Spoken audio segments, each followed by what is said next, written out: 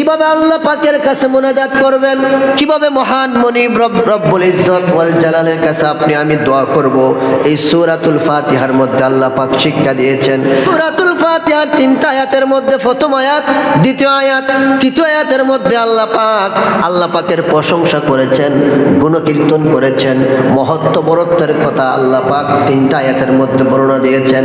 আমার ভাইয়েরা, আপনার আমার কাছে যখন কোনো ভিক্ষুক আসে, আপনার বাড়ির মধ্যে যখন কোনো ভিক্ষুক যায়, ভিক্ষা প্রথমেই আপনার কাছে ভিক্ষা চায় না, সর্বপ্রথম আপনার প্রশংসা করে, আপনার সন্তানাদের জন্য দোয়া করে। আর ভিক্ষুক বলে, আল্লাহ ওই ঘরের মালিককে তুমি আরো বড় ব্যবসায়িক বানাও, বাচ্চা কাচ্চারে সুসন্তান বানাও, রিজিকের মধ্যে বরকত দাও। এইভাবে ভিক্ষুক মালিকের প্রশংসা করে। এই কথা শুনিয়া মালিকের দয়া হয়, তখন মালিক ওই ভিক্ষুককে কি দেয়? ভিক্ষা দেয়।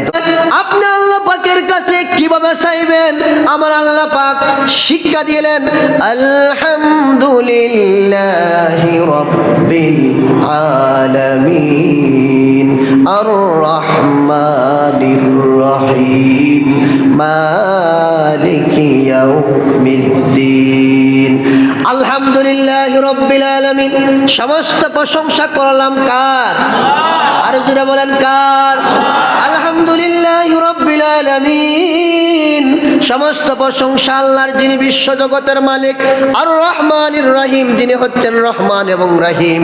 মালিক ইয়াউমিদ্দিন, যিনি হচ্ছেন বিচার দিবসের মালিক। সুবহানাল্লাহ। আলহামদুলিল্লাহি রাব্বিল আলামিন আর রহমানির রহিম মালিক ইয়াউমিদ্দিন। এই 3টা আয়াতে আল্লাহর প্রশংসা করলেন, আল্লাহর গুণকীর্তন করলেন, আল্লাহ পাকের বরত্ব মহত্ব বর্ণনা করলেন।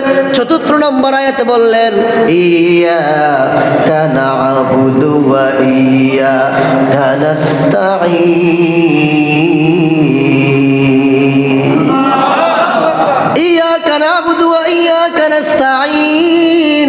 4 নম্বর আয়াত আল্লাহ পাকের কাছে বলতেছেন, আল্লাহ তোমার ইবাদত করি, তোমার কাছে আমরা সাহায্য চাই। আল্লাহ পাকের প্রশংসা 3টা আয়াতে করলেন। 4 নম্বর আয়াতে বললেন, আল্লাহ তোমার গোলামি করি, তোমার ইবাদত করি, তোমার সাহায্য চাই। একটা জবানও বন্ধ রাখবেন না, সবাই বলবেন আমরা কার ইবাদত করি, কার কাছে সাহায্য চাই। 4 নম্বর আয়াতে আপনি বলতেছেন, ইয়্যাকা না'বুদু ওয়া ইয়্যাকা নাস্তাঈন। আল্লাহ তোমার ইবাদত করি, তোমার গোলামি করি, তোমার কাছে আমরা সাহায্য চাই।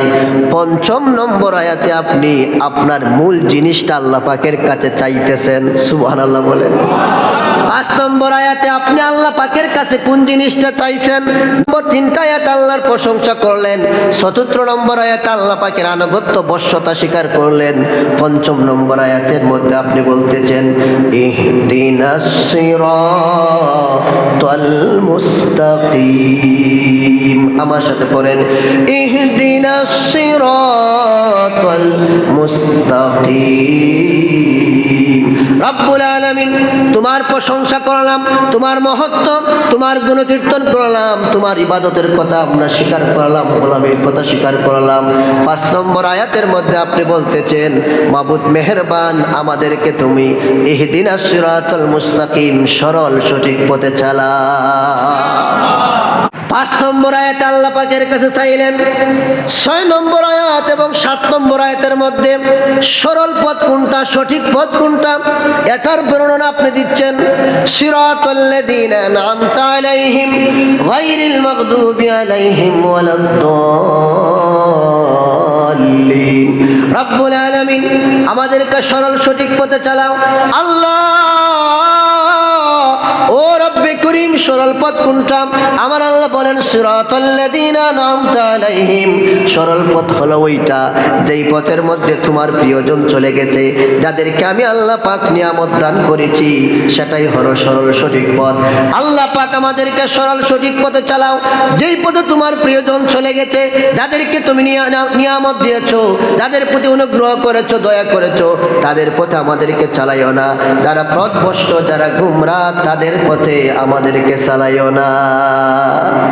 আমার ভাইয়েরা, সেই নিয়ামত প্রাপ্ত দল কোনটা? আল্লাহ পাক বলেছেন আনআমাল্লাহু আলাইহিম মিনান নাবিয়িনা ওয়াস সিদ্দিকিনা ওয়াশ শুহাদাই ওয়াস সালিহিন। আল্লাহ পাক পুরস্কৃত করেছেন চারটি দলকে।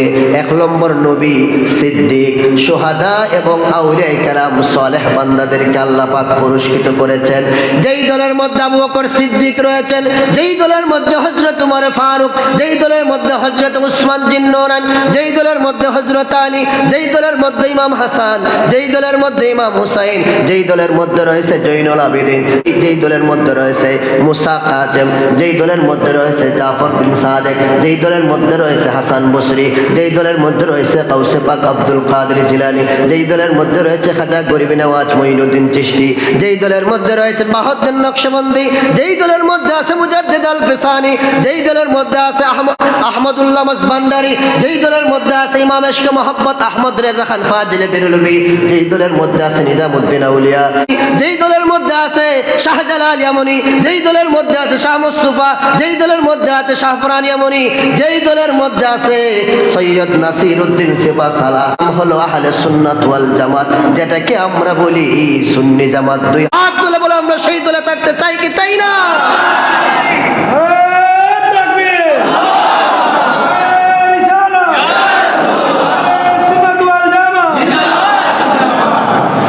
শুধু ইসলামী ভাইয়েরা, সেই দলের মধ্যে শুধু তারাই নয়, যেই দলের মধ্যে উরুস মাহফিল আছে, যেই দলের মধ্যে আল্লাহর মহব্বত আছে, নবীর প্রেম ভালোবাসা আছে, আউলিয়া কেরামের সোহবত আছে, মা বাবার খেদমত আছে, ফাতিহা শরীফ রয়েছে, কবর জিয়ারত আছে, যেই দলের মধ্যে মিলাদ কিয়াম রয়েছে, আমরা সেই দলের মধ্যে থাকতে চাই কি চাই না?